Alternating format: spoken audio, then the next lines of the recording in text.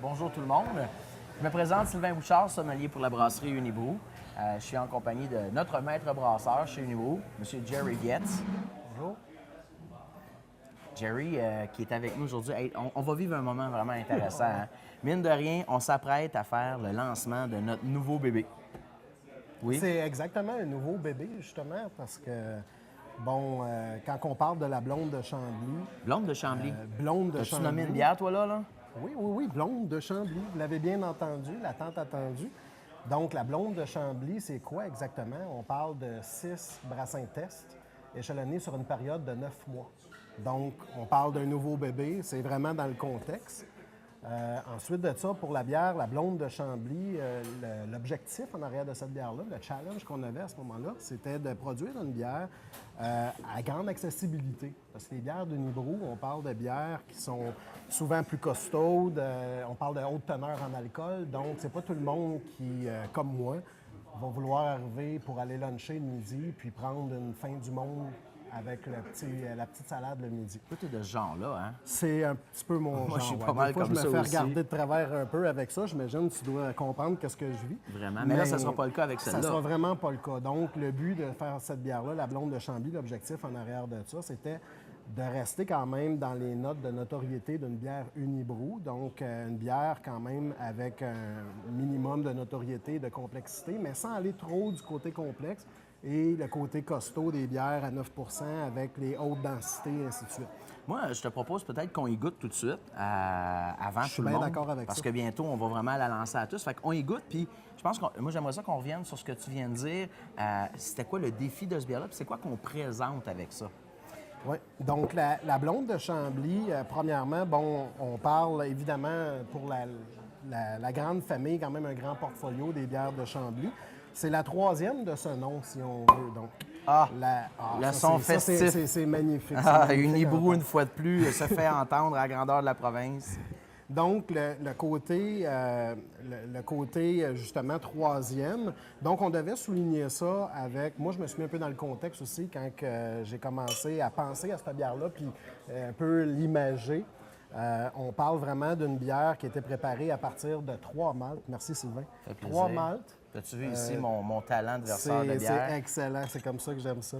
Donc, on parle de 3 maltes, 3 houblons et 3 aromates spéciales. Donc, les 3 aromates spéciales de la blonde de Chambly incluent épices, fleurs et herbes. Ouais, on joue sur les 3. Exactement. Donc, dans les ingrédients, on parle aussi de quand même 4 nouveaux ingrédients qui n'ont jamais été utilisés dans la vaste gamme des produits Unibrou. Es-tu en train de dire que tu as réussi à sortir un produit avec la ligne « On veut que ce soit Unibrou, il faut que ça goûte, il faut que ça soit une bière accessible, mais qui a du goût. » Et c'est pas juste une publicité comme les gros brasseurs. Non, exactement. Elle a vraiment du goût, mais sans rentrer dans le traditionnel « ça goûte trop Unibrou » à cause des mêmes épices qui reviennent toujours. Donc, on est vraiment dans ailleurs avec le produit. On est dans ailleurs, donc c'est sûr que des gens qui connaissent beaucoup Unibrou vont quand même, probablement, il y en a qui vont un peu faire le saut avec cette bière-là, mais quand même, ça demeure fidèle à la notoriété Unibrou, dans le sens que c'est une bière quand même qui est refermentée.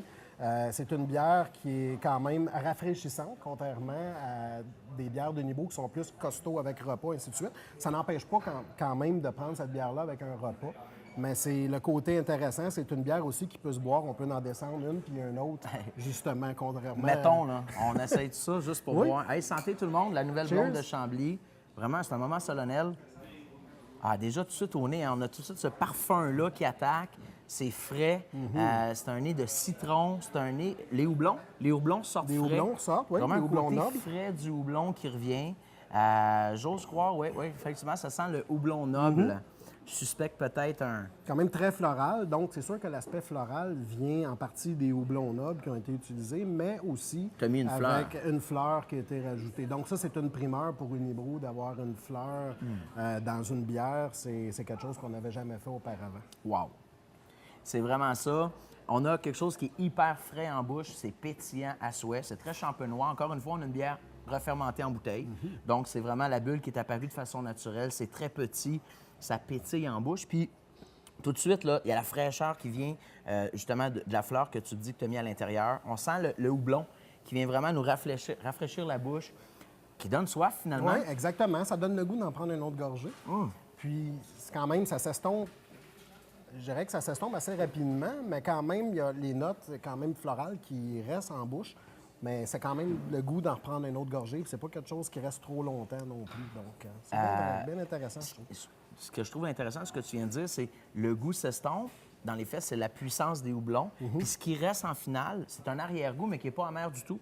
C'est vraiment un arrière-goût de citron, d'agrumes. Il y a une fraîcheur qui est là, qui reste en bouche et qui appelle le soleil, qui appelle la terrasse, et qui appelle, moi, je te dirais, tu mangerais quoi?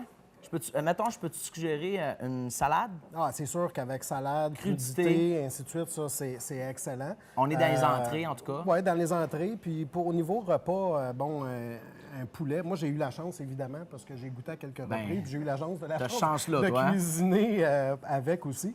Puis j'ai préparé un poulet à la lavande avec ça. Puis c'était vraiment, vraiment bon. Ça donnait un résultat intéressant. Le côté plus floral qui ressort. Donc, ça donne des résultats assez intéressants. Pour y avoir goûté aussi, parce que bon, je suis quand même un peu plugué avec l'ami Jerry, puis j'avais aussi des tests à faire au niveau de comment, avec quoi j'accorderais tout ça. J'ai essayé le produit avec des fromages. Je vous dirais que la plupart des fromages à croûte lavée que j'ai essayé, les pâtes semi-fermes, là, je vais vous en nommer un classique, le Oka, le Mamirol, sont des fromages qui font super bien. Le petit côté doux, le petit côté acide lactique des fromages avec l'acidité de cette bière-là, hein? C'est vraiment un accord qui est parfait. Ça essuie le côté gras aussi des fromages. Donc et tu parles du côté gras, j'ai aussi la chance de l'essayer. Je vous dirais que la plupart des saucisses que j'ai essayées, les saucisses grasses ou les saucisses qui étaient douces, donc le sucre de la saucisse douce, le côté gras, cette acidité-là vient couper le gras, puis il y avait vraiment quelque chose... Un excellent complément. Vraiment. Ouais. Wow! Hey, mettons là, que je te dis l'inspiration du produit, on peut parler de... Qu'est-ce que tu avais en tête en faisant ça? Avais-tu un style particulier ou une interprétation de quelque chose? C'est sûr qu'en voulant faire, c'est toujours un petit peu particulier quand on parle des bières d'Unibrou, justement, d'arriver à un style de produit. Donc, je dirais, dans ce cas-là, avoir une bière qui est quand même accessible, plus facile à boire. Je me suis mis un peu dans l'esprit d'une bière de saison, mais vraiment une interprétation Unibrou d'une bière de saison. Puis effectivement, c'est vraiment ça qu'on a. On a la bière de saison qui était faite l'hiver pour être consommée l'été au champ par les ouvriers des fermes belges. Donc, c'est un côté qui est... faut que ce soit rafraîchissant même quand il fait chaud. C'est ce qu'on a ici. Ça a du goût, ça a un potentiel incroyable, c'est désaltérant, puissant en goût, facile à boire, sec, merveilleux. C'est excellent. Jerry, merci. Longue vie à la blonde de Chambly. Longue vie à la blonde de Chambly. Tant qu'à ça, essayez la donne n'importe quand. Lancement au mondial, drette là, mondial de la bière. Puis sinon, exactement. On en prend une à votre santé. Sinon, c'est éternel de toute façon. À la santé du Merci Unibrou. bien. Merci, Jerry. Merci.